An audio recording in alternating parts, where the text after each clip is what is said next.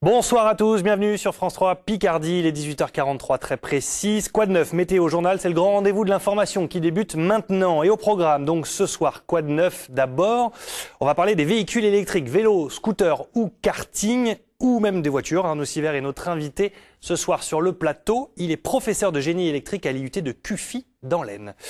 Après quoi de neuf, c'est la pub et la météo, suivi du journal ce soir. Dominique Patinec est aux commandes, il nous parlera de cette initiative du Conseil régional qui va vous plaire si vous prenez le train.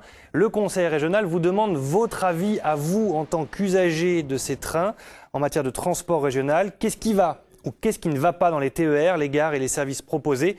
Comment améliorer les choses? C'est à vous de proposer des idées. Cela se passe sur Internet et c'est donc un test qui est mis en place à partir d'aujourd'hui. Image tournée, vous l'avez vu, par Jean-Louis Crossy. Voilà donc le programme de la soirée. On commence tout de suite avec quoi de neuf? C'est parti.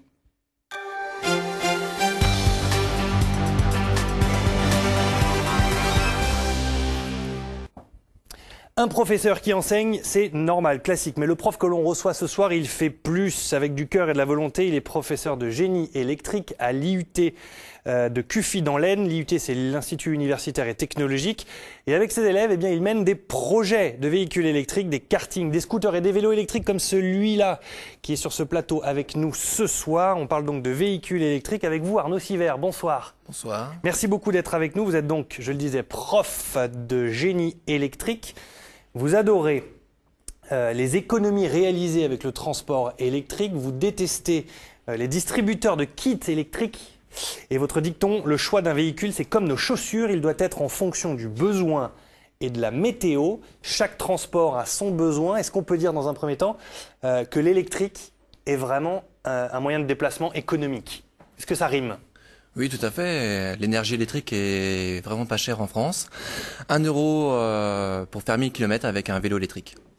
Comme celui-là, par exemple, celui que vous nous avez amené là. Celui-là. Et qui roule relativement vite, avec une puissance relativement grande, puisqu'il roule celui-là à 45 km à l'heure. Alors c'est un vélo, on le décrira tout à l'heure, qui est un peu différent du vélo d'assistance. Là, c'est vraiment un vrai moteur en fait qui est dessus et qui permet de se propulser. En un mot, sur quoi se basent vos recherches concrètement avec ces étudiants de l'IUT? Alors l'objectif, c'est de motiver les étudiants, que ça soit ludique, et à la place de faire un variateur industriel classique, eh bien on fait des challenges pédagogiques, karting électrique, vélo électrique. Bon, pourquoi pas dans un futur du scooter électrique. Et à partir de là, les étudiants sont un petit peu plus motivés, ils règlent, etc. Ils vont faire leurs essais à l'extérieur.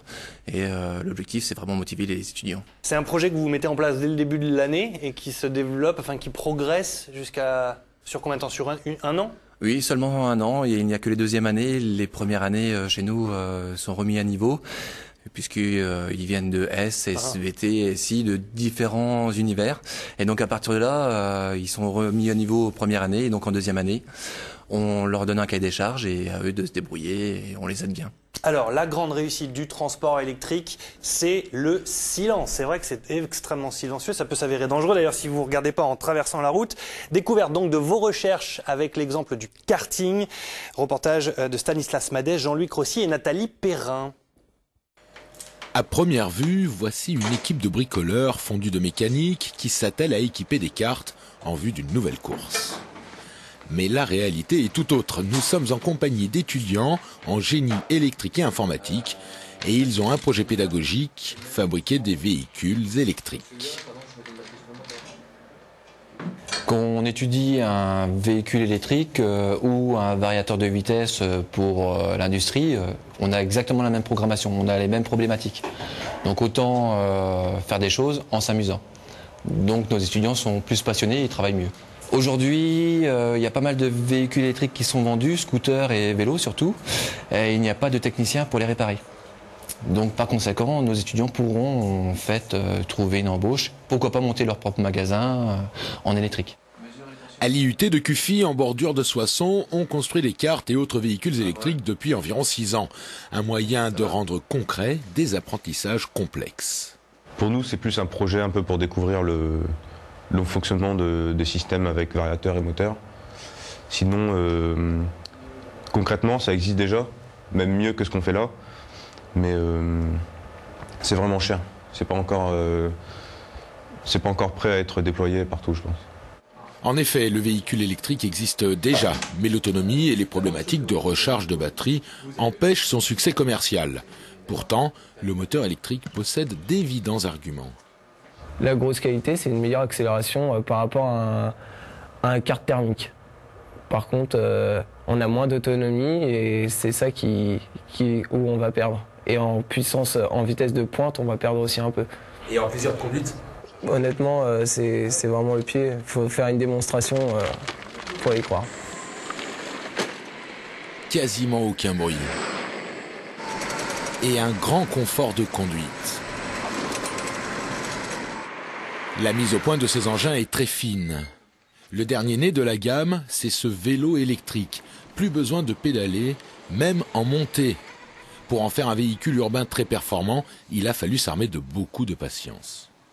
Trouver sur internet les bons produits qui vont pas nous lâcher, pouvoir après faire toute la connectique, il y a toujours des problèmes. Par exemple, nous on a eu un problème pour un frein. On voulait mettre un frein à disque, il fallait reculer de quelques centimètres le frein. Ces véhicules représentent probablement l'avenir, celui des étudiants de l'IUT de Cuffi déjà prêts pour les nouvelles technologies, celui également de nos centres-villes, avec des véhicules à la fois performants et économes, à condition de mettre au point les infrastructures et réglementations nécessaires.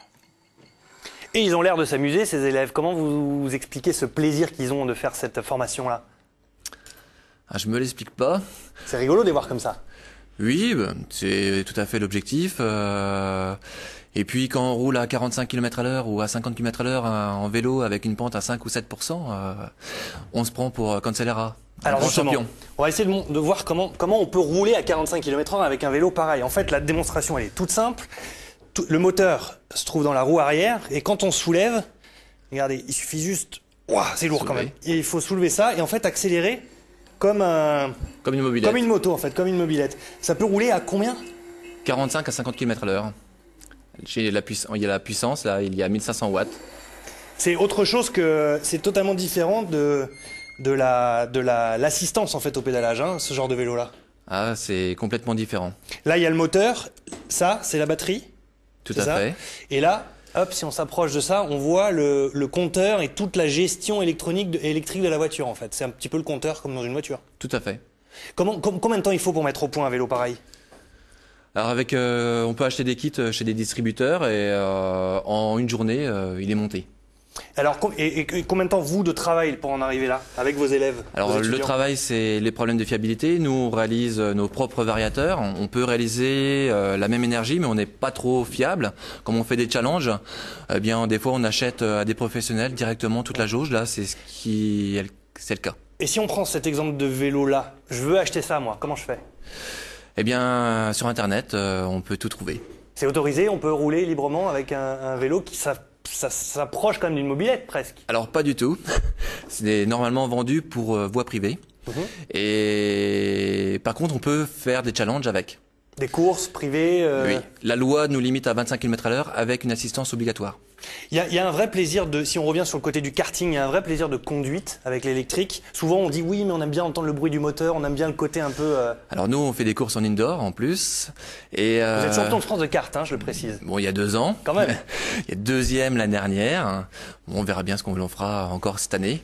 C'est un challenge. Hein. Et puis c'est un challenge aussi pédagogique. Il faut amener des nouveautés. Il y a un dossier à présenter en anglais et en français. Très bien. Pour vous joindre, on va aller voir directement la palette de coordonnées avec votre numéro de téléphone. En fait, on peut vous appeler directement 03 23 76 40 10 pour avoir toutes les informations nécessaires. Merci beaucoup Arnaud Sivert d'être venu nous présenter vos travaux avec vos étudiants à qui on passe le coucou. Tout de suite, l'information continue avec Dominique Patinet, qu'on accueillera notamment Xavier Mathieu. On reparle des Conti dans le journal. À tout de suite après la pub et la météo. Merci beaucoup.